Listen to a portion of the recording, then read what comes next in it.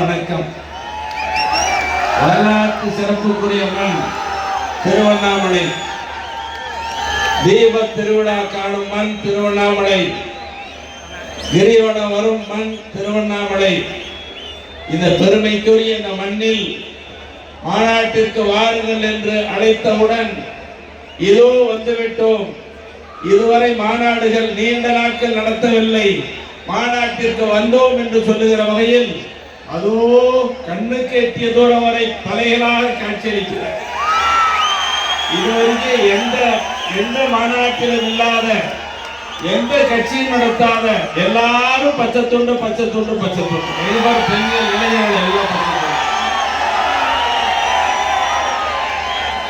இப்ப மாநாட்டு திறன் பிடிக்காம இது மாதிரி 10 மடங்கு வெளியிலே இருக்கிற கூட்டம், இந்த மாபெரும் கூட்டத்தை கூட்டி இருக்கிற விவசாயிகளுக்காக 45 ஆண்டு காலம் குரல் கொடுத்து போராடி வருகிற விவசாயிகளின் பாதுகாவலர், சமூக நீதி காவலர் வணக்கத்திற்குரிய மருத்துவர் அவர்களே, இங்கே மேடையிலே நான் பேசவில்லை, பொதுக்கூட்டத்தில் பேசவில்லை, யாரும் பேசாத நிலையில் என்னுடைய பெற்றோர்களுக்கு பிறகு நான் வணங்குகிற கடவுள் விவசாயிகள் என்று நாடாளுமன்றத்தில் பேசிய நீர் மேலாண்மை எடுத்து காட்டியிருக்கிற பாட்டாளி மக்கள் கட்சியுடைய தலைவர் நம்முடைய மரியாதைக்குரிய மருத்துவர் சென்னை அன்புமணி அவர்களே, வன்னியர் சங்க தலைவர் மதிப்பிற்குரிய பூத்த அருள்மொழி அவர்களே, மரியாதைக்குரிய முனைவர் சிவபிரகாசம் அவர்களே, பசுமை தாயகம் தலைவர் சகோதரி சௌமியா அன்புமணி அவர்களே,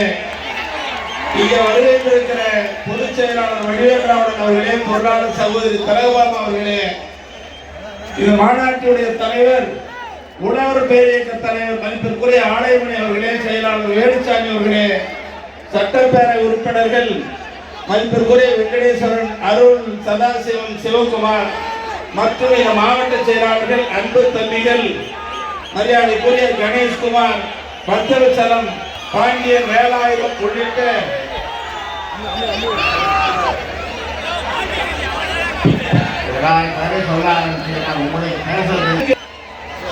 என்னுடைய பேரன்புமிக்க அருமை சகோதரிகளே, சக்தியோடு வந்திருக்கிற சக்தி மிக்க அருமை சகோதரிகளே, வெட்டிவா என்று சொன்னால் கட்டி வந்து காலடியில் வைத்திருக்கிற வீரமிக்க இவன் சிங்கங்களே, அன்பு பாட்டாளி சொந்தங்களே, உங்கள் அனைவருக்கும் வணக்கம். பொதுவா தமிழ்நாட்டில் மாநாடு நடத்துற தலைவர் யாரு? மருத்துவரையா. இது வரலாறு. போராட்டம் நடத்துற தலைவர் யாரு? மருத்துவரையா. இதுதான் தமிழ்நாட்டின் வரலாறு. நீண்ட கால இடைவெளிக்கு பெறுகிற இந்த மாநாட்டில் எங்க பார்த்தாலும் கூட்டமா இருக்கு. இது என்ன மாநாடு? உழவர் பேரியக்க மாநாடு. உழுவார் உலகுக்கு அச்சாணி, உழுதுண்டு வாழ்வாரே வாழ்வார், மற்றெல்லாம் தொழுதுண்டு பின் செல்வார், வள்ளுவர் சொன்னார்.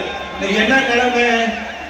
நாடும் நலிந்து வருகிற விவசாயிகள், இந்த விவசாயிகளின் வாட்டத்தை போக்குவதற்கு மருத்துவரையா அவர்களும் சென்னை அன்புமணி அவர்கள் நடத்துகிற மாநாடு. நீங்கள் எண்ணி பார்க்க வேண்டும். இந்த தமிழ்நாட்டில் மொத்த மக்கள் தொகையில 63 விழுக்காடு விவசாயிகள், விவசாய தொழிலாளர்கள்.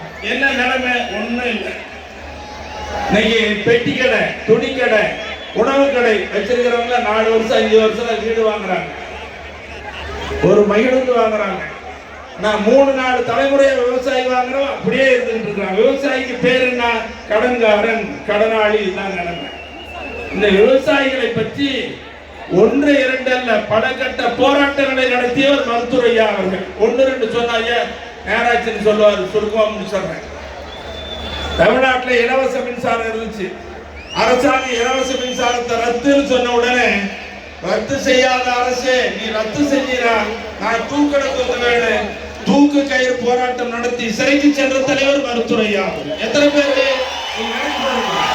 அரசாங்கம் உடனே இலவச மின்சாரம் ரத்துன்னு திரும்பி பண்றாங்க. இன்னைக்கு கட்டுப்படியான விலை கிடைக்கிற விவசாய உற்பத்தி பொருளுக்கு விலை நிர்ணயம் இல்லை. ஐயா சொன்னாங்க, அரசாங்கம் கேட்கல. சட்டமன்றத்தில் பேசுமணின்னு சொன்னாங்க. சட்டமன்றத்தில் பேசுறோம், சோப்பு சீப்பு கண்ணாடி விற்கிற உற்பத்தி செய்யறவனுக்குலாம் விலை நிர்ணயம். குண்டூசிக்கு வர நிறைய இல்லையே விவசாயிகள் சொல்லி சட்டமன்றத்தில் பேசலாம். கூட அங்க ஒரு பெரிய கதை.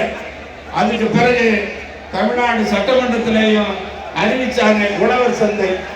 நாங்க என்ன கரும்பு, நெல், ராகி, சோளம், கரும்பு, மிளகாய் எல்லாத்துக்கும் விலை கேட்டோம். காய்கறிக்கு தான் உழவர் சந்தைன்னு சொன்னாங்க. இப்போ முதலமைச்சர் சொன்னார், இது முதல் கட்டமா ஏற்றுக்கோங்க, ஐயாக்கிட்ட சொல்லுங்க, அப்புறம் பண்றேன். இன்னைக்கு வரைக்கும் ஒன்றும் நடக்கலையே. இப்படி தமிழ்நாட்டில் உழவர் சந்தை வந்ததுன்னா கூட அதுக்கு காரணம் யாருன்னா மருத்துவரையாக பாட்டாளி மக்கள் கட்சி தானே. எண்ணி பார்க்கணும். நீங்க வேளாண்மைக்கு அடித்தர பாசன திட்டம் எல்லாம் பாசன திட்டங்களே நிறைவேற்றல. எல்லா ஆறுகளையும் 5 கிலோமீட்டர் தடுப்பணை கட்டணும்னு சொல்லி ஐயா சொன்னாங்க, நடக்கல. இன்னைக்கு தன்னுடைய தலையில மண் சுமந்து ஏறக்குறைய 100க்கும் மேற்பட்ட தடுப்பணைகளை கட்டிய தலைவர் மருத்துவரை அவர்களும் சென்னை அன்புமணி அவர்களும் அவங்களே போய் தலையில மண் சுமந்து தடுப்பணை கட்டினாங்க. ஏரி எல்லாம் காணாம போச்சு, பாசன திட்டங்கள் இல்லையே அப்படின்னு சொல்லி ஏரிகளை போய் ஒரு நாள் பகல் பூரா மண் சுமந்தாரு. ராத்திரியில கட்டில போட்டு அங்கேயே படுத்தாரு. மீண்டும் அடுத்த நாள் மண் சுமந்தாரு. இங்க பெட்டுக்கு மண் சுமந்த கதையை போல விவசாயிகளுக்கு ஏரிகளை தூர்வாரி மண் சுமந்த தலைவர் மருத்துவரையா அவர்கள். எத்தனை ஏரி? 500க்கு மேல ஏரி.